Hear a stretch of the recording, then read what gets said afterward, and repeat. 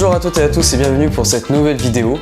Aujourd'hui, on va voir comment réussir ses TD, comment obtenir des bonnes notes en TD, être capable de participer sans dire de la merde et surtout pouvoir capitaliser par la suite pour réviser ses examens et obtenir son année.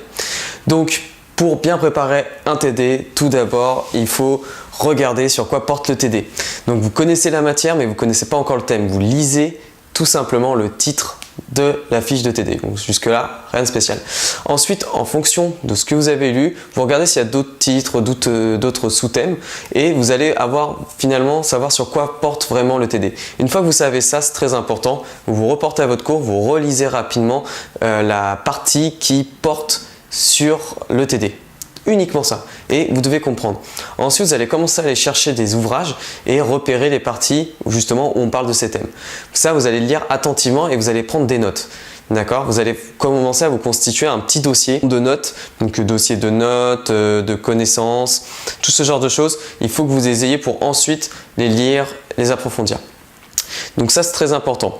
Donc dans un premier temps, il faut rentrer dans le sujet, il faut l'appréhender, voir de quoi on parle, qu'est-ce que ça implique ou ce que ça n'implique pas. Voilà, tout ce genre de choses.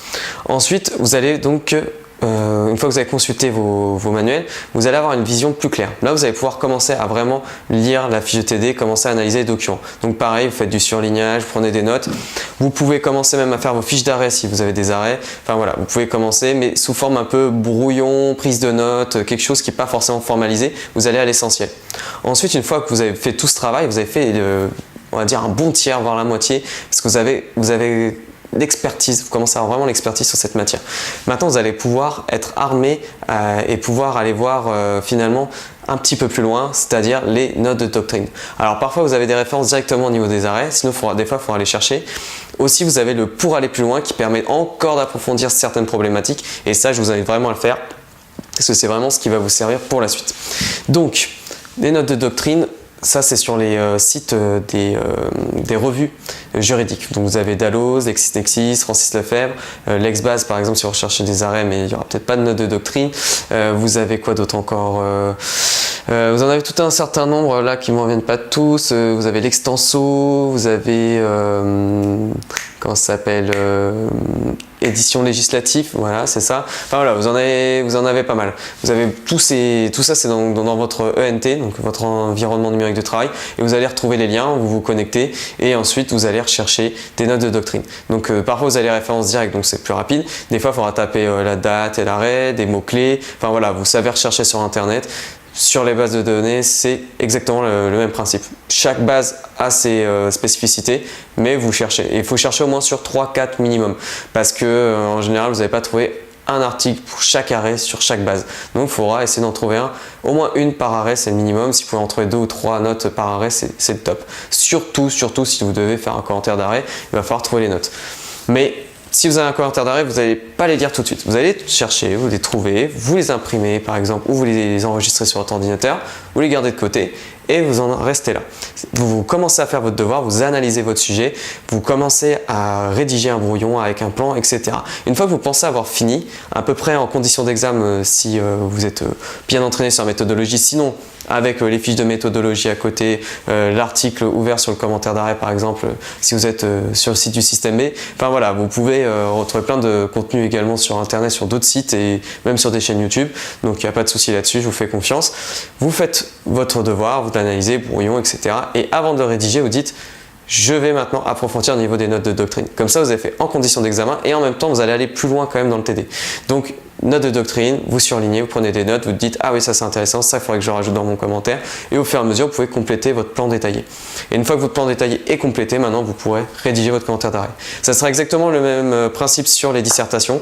Et sur les cas pratiques, ça sera plus rare, mais parfois vous aurez des problèmes d'interprétation. Vous verrez qu'il y a des cas qui ont posé vraiment, c'est le cas de dire, des cas pratiques qui ont vraiment posé des questions juridiques très très importantes dans la réalité.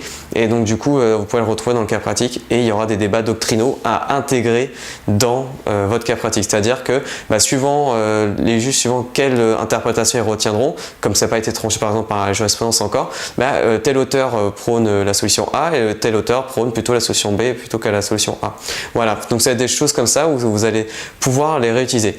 Et si vous ne faites pas tout ce travail en amont de recherche et dans cet ordre-là, en fait, vous n'allez pas être suffisamment efficace et vous allez perdre alors de l'entraînement ou vous n'allez pas aller aussi loin. Et donc, le jour où vous allez arriver en TD, vous n'allez pas réussir à participer ou alors pas suffisamment. La séance, vous n'allez pas pouvoir échanger suffisamment parce que vous n'avez pas réfléchi en amont.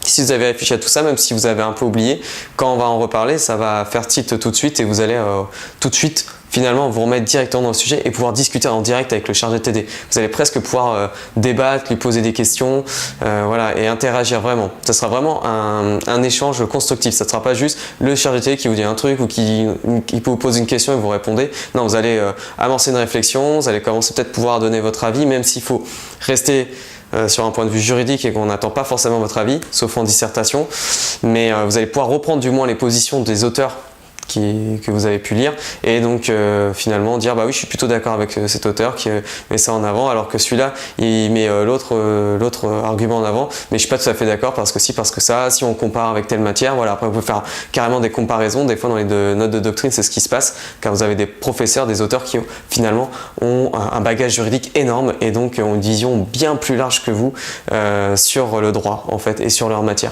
donc ils sont très riches au niveau de leurs écrits et il faut absolument aller les voir. Si vous n'allez pas les voir, vous avez passé à côté de la moitié de l'intérêt de la séance de TD. Donc c'est vraiment dommage. N'hésitez pas d'ailleurs à travailler à plusieurs pour justement gagner du temps. Il y en a par exemple où vous répartissez les arrêts pour les analyser, mais surtout pour les recherches parce que les recherches peuvent demander du temps. Mais en même temps, vous ne perdez pas la main, vous le faites, voilà, vous travaillez quand même, mais vous pouvez gagner 1 heure peut-être par semaine et c'est pas rien 1 heure. Donc voilà, n'hésitez pas à travailler intelligemment parce que ça demande beaucoup d'heures de travail à un TD. Moi, je mettais au moins 7 heures par TD. Parfois, ça pouvait être plus parce qu'ils étaient beaucoup plus complexes, pardon. Et des fois, je passais beaucoup plus de temps sur mon commentaire d'arrêt parce que je voulais vraiment le réussir. Par exemple, parce que je savais que j'étais ramassé ou tout simplement parce que je savais que c'était une problématique importante. Donc voilà, tout ça, c'est très important de suivre ces étapes-là pour réussir son TD. Si vous avez d'autres astuces ou si vous avez des questions par rapport à des points que j'ai évoqués peut-être trop rapidement, n'hésitez pas à mettre des commentaires directement en dessous de la vidéo et posez-moi vos questions, je vous réponds. Si jamais vous avez aimé, n'hésitez pas à mettre un like.